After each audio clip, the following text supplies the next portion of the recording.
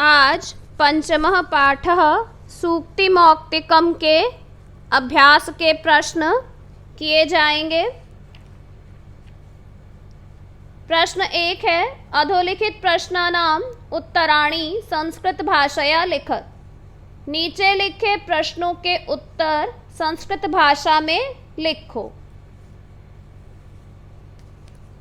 यहाँ दिए गए प्रश्नों के उत्तर पूरे वाक्य में लिखने हैं।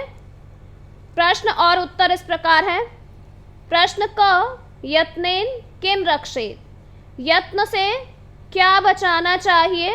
वित्तम वृत्तम वा। वित्तम धन या वृत्तम आचरण। तो उत्तर है यत्नेन वृत्तम रक्षेत। यत्न से आचरण को बचाना चाहिए। प्रश्न ख, अस्माभिः हमारे द्वारा किम न समाचरेत। क्या नहीं किया जाना चाहिए या कीदृशम आचरणम न कर्तव्यम।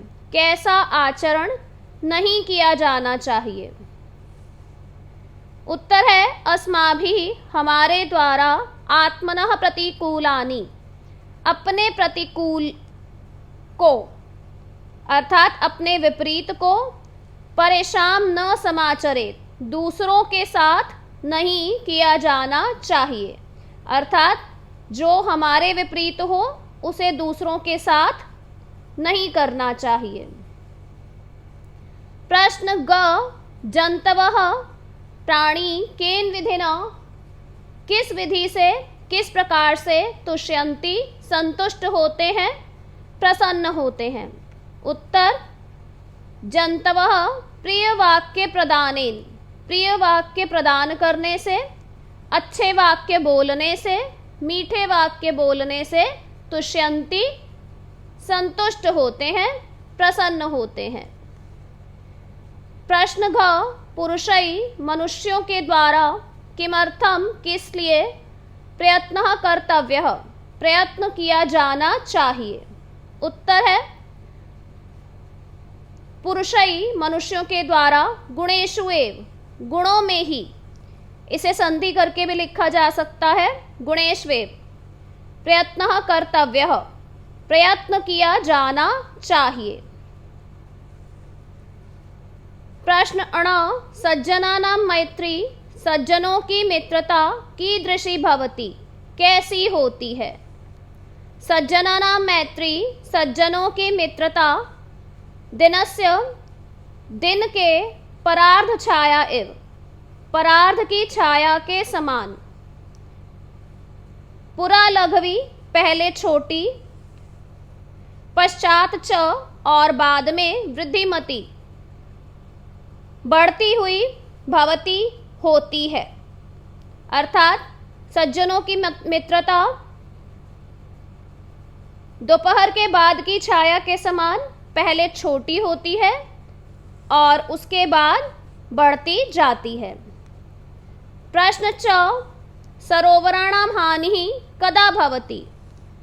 सरोवरों की हानि कब होती है। उत्तर है सरोवराणां हानि सरोवरों की हानि सरोवरों का नुकसान तदा भवति तब होता है यदा जब तेषाम उनका मरालै सह हंसों के साथ विप्रयोगः भवति।